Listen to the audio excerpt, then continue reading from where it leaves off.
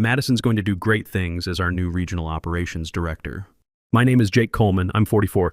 Bob Patterson just handed 5 years of my work to his 23-year-old daughter who'd been here 3 months. This was bullshit. Conference room smelled like old coffee and disappointment. Everyone clapped. I clapped too. Had to. Madison smiled like she'd earned something. Fresh UT business diploma. 0 experience. Nothing. Bob stood there grinning. His daughter, his little princess. Everyone knew it. Nobody talked about it. Jake's been invaluable getting Madison up to speed, Bob said.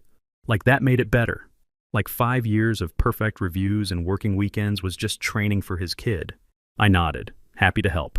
Meeting ended. People shook Madison's hand. I gathered my stuff. Moved slow. My head was clear now. Like when you wake up at 3 a.m. and suddenly know exactly what's been bugging you for months. Bob caught my arm. Jake, stick around. We stood alone. He loosened his tie. Tried to look sorry. Bob was 52, fat gut, thinning hair combed over to hide the bald spots. Got his job when his father-in-law retired. Same damn thing he just pulled with Madison. I know this might surprise you, he said, but Madison brings fresh perspectives. Sure, you understand, right? Nothing personal. I looked at him. I understand perfectly. He relaxed. Good. You're valuable, Jake. Valuable. Not valuable enough for the promotion. Valuable enough to train his daughter. If you like stories about greed and how real expertise beats people who abuse power, hit that like button and subscribe right now. Every day brings completely new stories, each one more intense than the last. I walked back to my desk. Office buzzed with normal activity. Phones ringing. Keyboards clicking. People solving problems. Same old shit. I opened my laptop. Stared at the screen. Then I started typing. Started at Blackstone Manufacturing, March 2019. Right after my divorce finalized. Needed fresh start. Industrial equipment distribution across the Southwest seemed solid. Something to build on. Boring work that paid $65,000 and let me sleep at night. Bob hired me himself. Shook my hand. Said they needed someone with my experience. I'd spent 12 years at my previous company before budget cuts killed my position. At 44, starting over sucked. But Bob made it sound good. We're growing fast, he said during interview. Lots of room for advancement for the right people. I became the right guy. Worked weekends when shipments were late. Stayed late when customers had emergencies. Troubleshot equipment failures across 4 states. Built relationships with suppliers, Phoenix to Houston. Performance reviews were perfect. Bob always smiled. Always promised bigger things. Your management material, Jake. Just be patient. Patient. I was good at being patient. My daughter Emma visited every other weekend. She was 16, smart enough to see when her dad looked tired. Sometimes she'd find me at kitchen table Sunday mornings. Laptop open, work emails. Dad, it's the weekend. Just catching up. Building something good here. She'd roll her eyes. But she understood. Her mom remarried a lawyer who worked reasonable hours and coached Little League. I was the dad who worked too much but sent birthday money on time. Never missed school plays.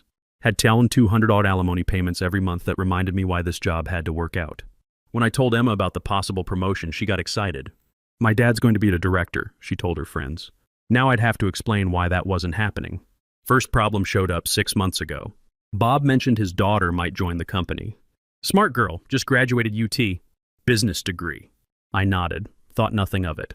Companies hire graduates all the time. Start them entry level. Let them learn from ground up. But Madison didn't start at the bottom. Started in the office next to Bob's with title operations specialist and salary I could only guess at. Bob introduced her around like visiting royalty.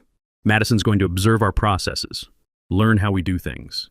Madison observed by sitting in my client calls, taking notes while I explained vendor negotiations. Asked questions that showed she didn't understand the basics of what we did. But she was eager and polite. Said yes, sir, and thank you, like her mother raised her right. I trained her because that's what you do. Help the new person. Even when new person's last name is Patterson. Even when her daddy signs your checks. Even when you start to suspect where this is heading. I knew for sure 3 weeks ago. Stayed late finishing quarterly reports. Going through vendor performance metrics. Supply chain efficiency numbers. Office was empty except cleaning crew. Headed to break room for coffee when I heard voices from Bob's office. Door was cracked open. Hallway carried sound better than people realized. The board's going to ask questions, Bob was saying. Madison's only been here 2 months.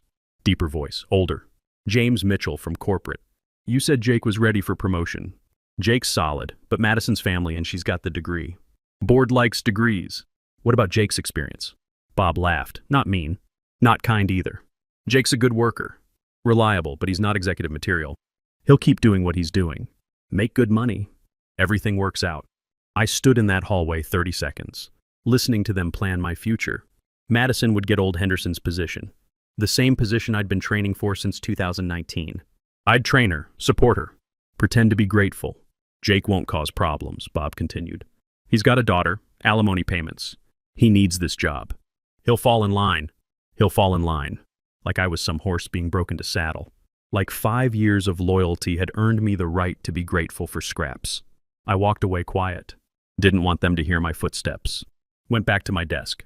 Saved my work, left building. Drove home in complete silence. Couldn't sleep that night. Kept thinking about Bob's words. My ex-wife always said I was too passive. You let people walk over you, Jake. Stand up for yourself for once. Maybe she'd been right. Next morning I came to work different. Watched Madison closer. Noticed how Bob included her in executive meetings while keeping me focused on day-to-day operations. Saw how other managers started deferring to Madison on decisions that should have been mine. 3 weeks later, sitting in that conference room, watching Madison accept congratulations for a job she hadn't earned, something broke inside me. Not anger, not sadness, just clarity. Bob thought I needed this job. Thought I'd shut up because I had bills and a daughter and monthly alimony checks. He was wrong about everything. Opened my laptop, started typing resignation letter. Hands were steady. Head was clear. For once in my life, I knew exactly what I was going to do. But what Jake didn't know was just how much trouble Bob was about to face. I submitted my resignation letter at exactly 4:30 p.m. Friday. Bob had just returned from walking Madison around the warehouse, showing her what he called her domain. I knocked on his door, handed him the envelope. This is my 2 weeks' notice. Bob's face went through several expressions. Confusion, disbelief, then something that looked like panic. He tore open the envelope. Read quickly. Is this a joke? No, sir, you can't be serious. You're leaving because Madison got the promotion? I stayed quiet. Let him fill the silence. Bob stood up, paced behind his desk. Jake, let's be reasonable here. You're upset, I get it. But walking away from 5 years of building your career, that's not smart. I've made my decision. What about your daughter? Your responsibilities? There it was, the leverage he thought he had. The reason I'd fall in line and keep quiet. I'll manage. Bob's tone shifted. Got harder. You realize how this looks, right? Quitting because you didn't get promoted. It's unprofessional. Childish. I nodded. I can see how you'd think that. I won't give you a good reference. You understand that? Walking out like this, leaving us hanging. No company's going to want someone who throws tantrums. 5 years of perfect performance, and now I was throwing tantrums. 5 years of staying late and working weekends, and now I was unprofessional. That's your choice. Bob sat back down. Tried a different approach. Look, Jake, I like you. You're good at what you do. But Madison brings something different to the table. Youth, fresh ideas, vision. Vision, I repeated. The board wants innovation, new thinking. Madison represents the future of this company. And what do I represent? Bob paused. Experience, stability.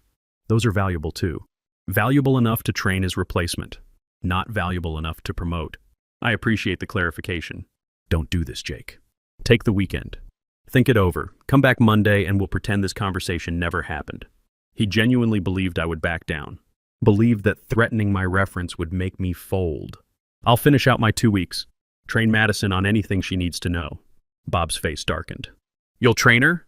You think Madison needs training from someone who quits when things don't go his way? She's going to need to understand the vendor contracts, the supply chain logistics, the emergency protocols. Unless you plan to figure all that out yourself. That hit home. Bob knew he didn't understand the technical side of operations. Neither did Madison. They needed me, at least for 2 more weeks. Fine, 2 weeks. But don't expect any favors. Don't expect me to help you land somewhere else. You're burning bridges here, Jake. I nodded and turned to leave. Jake, Bob called after me. You're making a mistake. A big one. I stopped at the door. Maybe, but it's my mistake to make. Monday morning brought revelations. I arrived early as usual and found Madison already at her desk, looking overwhelmed. She had spreadsheets open on 3 monitors and was frantically taking notes from vendor emails. Morning, Madison. How's the transition going? She looked up, relief flooding her face. Jake, thank God. I've been here since 6, trying to understand the Morrison Industries account. Their procurement manager is threatening to cancel our contract if we don't resolve some shipping issue by noon. Morrison Industries. Our biggest client. They ordered heavy machinery components worth $2.3 million annually. I'd been managing their account personally for 4 years, building the relationship through reliable service and understanding their just-in-time delivery requirements. What's the issue? Something about delayed titanium brackets from our supplier in Tucson, but I can't figure out which supplier and their emails are confusing. I looked at Madison's screen. She had Morrison's email open, but she was also looking at supplier contracts that had nothing to do with titanium brackets. She was drowning. Madison, did your dad brief you on the Morrison account? He said you'd handled the transition, but then he mentioned your situation, and I thought maybe I should figure it out myself. Show initiative. My situation. That's what they were calling it now. I spent the next 3 hours walking Madison through the Morrison relationship. Explained how their just-in-time delivery requirements worked, why they needed components delivered within 4-hour windows, how their production line would shut down if we missed deadlines. Showed her the backup supplier network I'd built over 4 years. Helped her understand why a simple shipping delay could cascade into a contract cancellation. This is incredibly complex, Madison said as we finished resolving the crisis. How do you keep track of all these moving parts? Experience and good documentation. Could you show me your documentation system? That's when I realized something. Bob hadn't just promoted Madison without preparation. He'd promoted her without understanding what the job actually required. Madison wasn't incompetent, but she was completely unprepared for the scope of regional operations. I spent my lunch break making phone calls, reached out to contacts I'd built over the years. Word travels fast in industrial logistics, and people were already hearing about changes at Blackstone. Some were concerned about continuity, others were curious about new opportunities. Jake, said Jennifer Morrison, the procurement manager who'd threatened to cancel that morning. I heard rumors about management changes. Please tell me you're still handling our account. For the next 2 weeks. After that, Madison Patterson will be your primary contact. Silence on the line. Patterson, as in Bob Patterson's daughter? That's right, Jesus, Jake. That girl called me this morning asking questions that made no sense. I thought she was new to the team, not replacing you. She's eager to learn. I don't have time to train Blackstone's management. We've got production schedules to meet. If your company can't provide competent service, we'll find someone who can. That conversation repeated itself 4 times with 4 different major clients. Copperfield Manufacturing, Border States Equipment, all saying the same thing. By the end of the day, I had a clearer picture of what would happen after I left. Madison would struggle. Clients would get frustrated. Bob would panic and try to micromanage operations he didn't understand. The whole regional division would start bleeding clients within 6 months. But that wasn't my problem anymore. Tuesday morning, Bob called me into his office. He looked tired, stressed. Jake, I've been thinking about our conversation Friday. Maybe we were hasty. Maybe there's room for both you and Madison in management. Meaning, you could be associate director, Madison's second in command. You'd handle the technical side, she'd focus on strategic planning. Associate director. A made-up title that meant doing the same job for the same pay while pretending Madison was my boss. That's generous, but I'll stick with my original decision. Bob's face hardened. You're going to regret this, Jake. I promise you that. Maybe. But I'm done living in fear of your promises. By Wednesday, I had 3 job interviews scheduled. My plan went beyond simply leaving Blackstone. I'd spent 5 years building relationships in the Southwest industrial supply chain. Those relationships were mine, not the company's. My first interview was Thursday morning with Silverlink Industries, a renewable energy equipment distributor based in Houston. Their regional manager, Tom Bradley, had been trying to poach me for 2 years. Jake, Tom said as we shook hands in his office. I heard through the grapevine that you might be available. Word travels fast. It does when good people become available, especially people with your client relationships. Tom offered me a position as Regional Operations Director, the exact title Bob had given to Madison. The salary was 30% higher than what I'd been making at Blackstone, from $65,000 to $85,000. The benefits were better, and most importantly, they wanted me to bring my client network with me. We've been trying to break into the heavy machinery component market, Tom explained. Your relationships with Morrison Industries, Copperfield Manufacturing, and Border States Equipment would be invaluable. It was ethical, standard industry practice. Clients followed account managers they trusted, especially in a relationship-based business like industrial supply.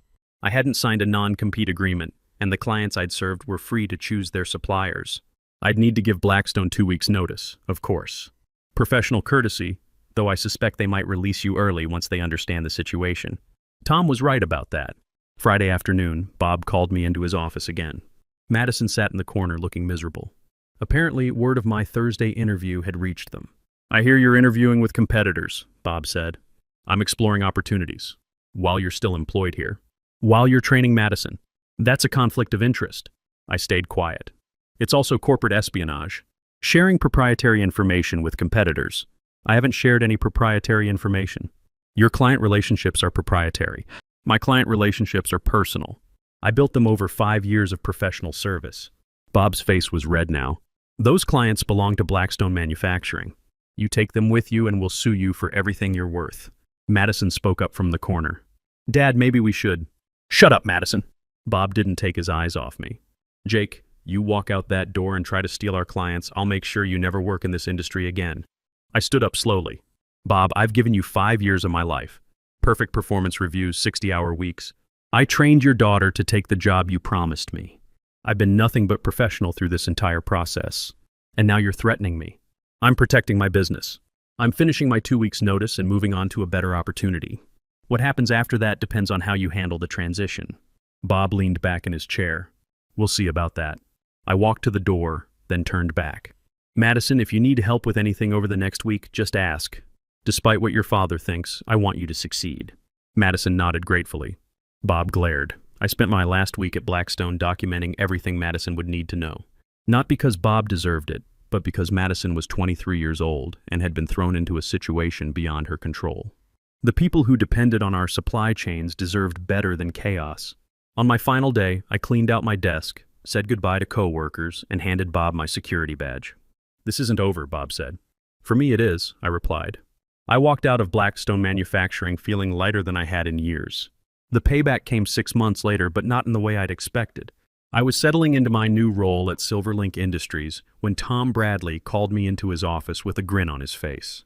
Jake, you need to see this, he said, sliding a business magazine across his desk. The headline read Blackstone Manufacturing Regional Division Hemorrhages Clients, Family Drama, Blamed. The article detailed how Blackstone had lost 4 major accounts in 5 months, including Morrison Industries and Copperfield Manufacturing. Revenue in the Southwest region was down 62%. The board had launched an investigation into management practices. Bob Patterson was terminated last week, Tom said. Apparently, the board discovered that Madison Patterson had been hired without proper qualifications. Nepotism investigation, they're calling it. I read further. Madison had resigned voluntarily after 3 months of struggling with accounts she couldn't manage. She'd returned to graduate school. According to the article, Bob faced a lawsuit from Morrison Industries for breach of contract after a supply chain failure caused a production delay that cost them $1.8 million. Here's the interesting part, Tom continued. 3 of their remaining clients have already reached out to us, specifically asking if you're available to handle their accounts. The article mentioned that several former Blackstone employees had been recruited by competitors, taking their institutional knowledge with them. No names were listed, but I recognized the pattern. When good people leave a company, others notice. What goes around comes around, Tom said. Bob Patterson spent 5 years taking you for granted. Now he's unemployed while you're building our Southwest division. I folded the magazine and handed it back. I feel bad for Madison. Kid got thrown into a situation she wasn't ready for. Madison will be fine. She's young, she'll learn from this. Bob, on the other hand, Tom shrugged. Hard to feel sorry for someone who threw away good people to promote family. A year later, I was driving through Austin on business when I stopped for lunch at a diner near the airport. Madison Patterson was sitting alone in a corner booth reading a textbook. She looked up when I approached. Jake, what are you doing here? Business trip, mind if I sit? She gestured to the empty seat across from her. Madison looked older, more serious. The textbook was Industrial Supply Chain Management. Back in school? Master's program at Arizona State, Supply Chain Focus. She smiled ruefully. Figured I should actually learn what I was supposed to be doing.